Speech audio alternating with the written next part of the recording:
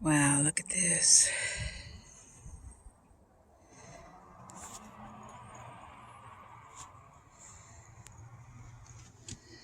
Another beautiful Oregon sunset.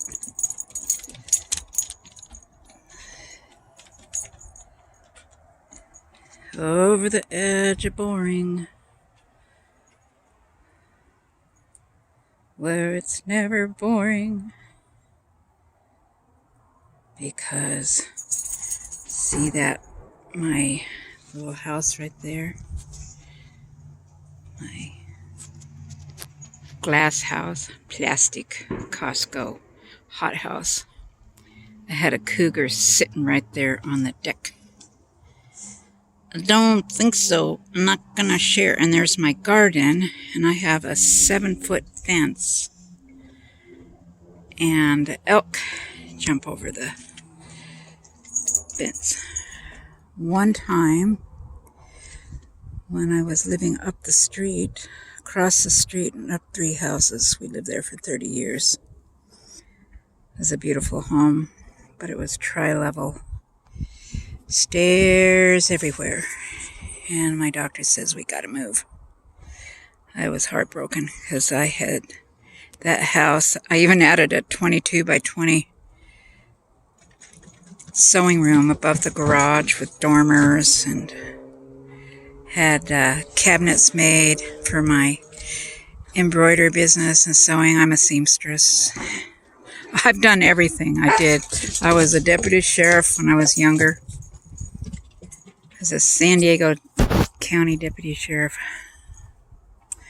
Then when Flight 182 crashed and I was supposed to pick up 250 souls that were scattered around, I thought about it and I thought, my brain cannot handle that. I'd been to an accident scene where a drunk had hit his head on the side post of the door side post, and it sheared off half of his head. He was still alive and combative. Unbelievable. It was horrible. I freaked out. I had gone there to assist to California Highway Patrol, and they had to handcuff him. Oh my God. I went home and I screamed. I'll never forget that. And then another accident was a VW bus rolled over on its right side, and there was a little hand sticking out from underneath the...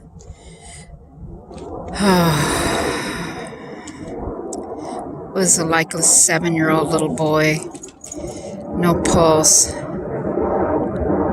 My son was 8 years old at the time. That gave me PTSD. Plus the other things, the injury and death cases that I saw. I just couldn't handle that. So, oh wow, I missed that. There was 3 military jets. Oh, what a ding-dong. I really missed that. Oh man, that was dumb for me to miss that. It was 3 jets flying in formation. They were military jets. Oh dear.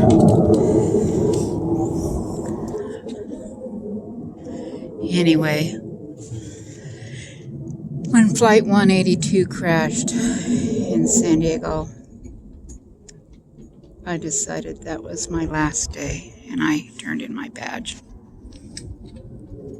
I'm so glad that I did, because 2 fellow deputies committed suicide years later because of their having serious PTSD from what they saw.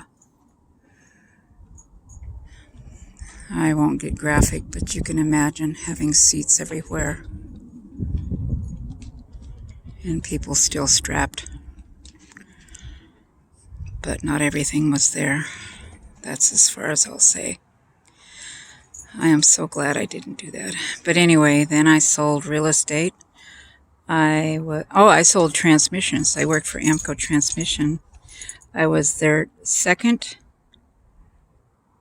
I would never made it to number 1. I was second outside sales rep for AMCO Transmission in the United States and Canada.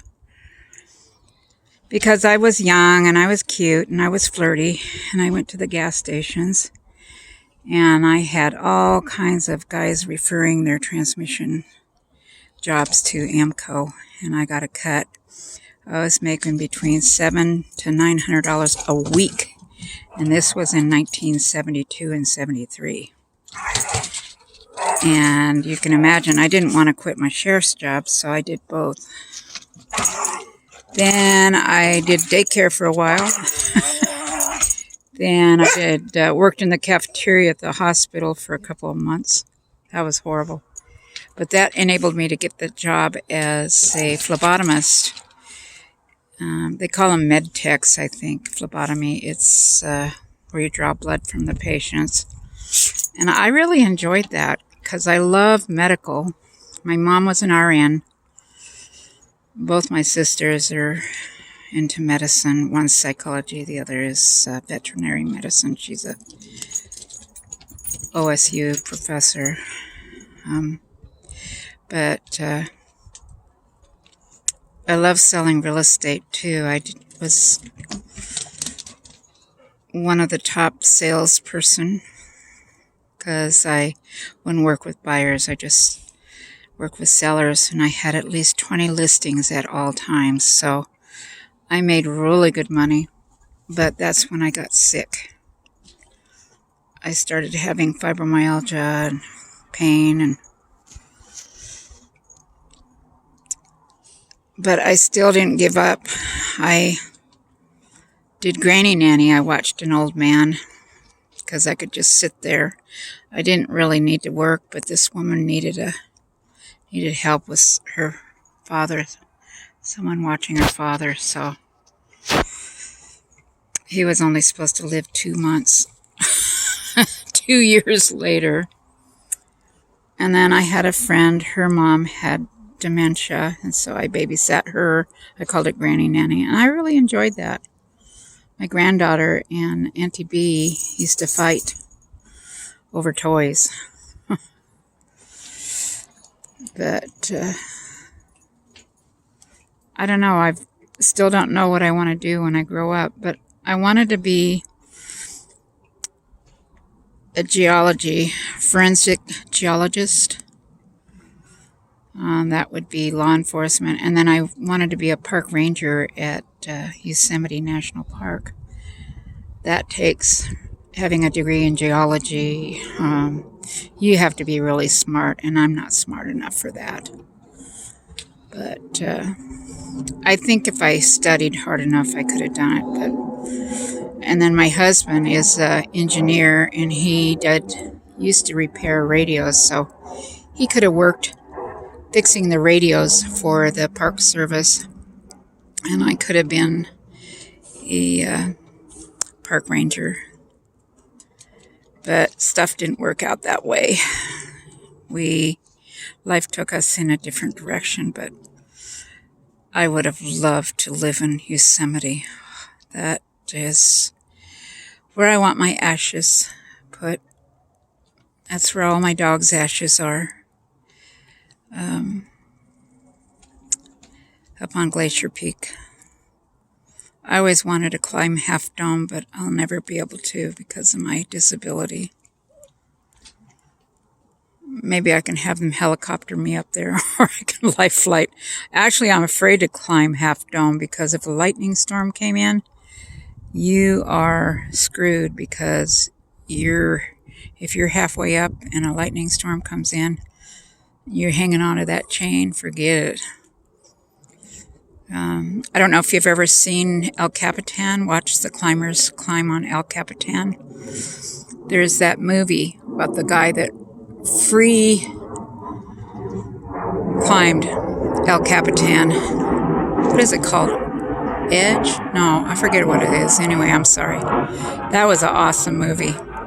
But if you lay in the Merced Valley along by the Merced River there in the meadow, you can actually talk to the climbers because your voice carries up. And they start climbing at night, and then they sleep in these little slings. I said, how do you go to the bathroom? He said, oh, we bag it. I thought that was funny. I had to ask. But anyway, I could never climb anything like that. But I'm thankful to live here in Oregon and to be able to live in this beautiful home that we got for half price. I'm not kidding you. It's weird. How we were able to get this house was a miracle and a half. Anyway, what a beautiful sunset. And be watching for the deer, because look what I put. A mineral block. See that white mineral block? Right at the bottom of this, right there. That white thing, that's a mineral block. And right next to it is a block with molasses.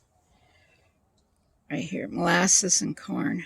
So hopefully they'll be going after that. We shall see. Anyway, have a blessed weekend.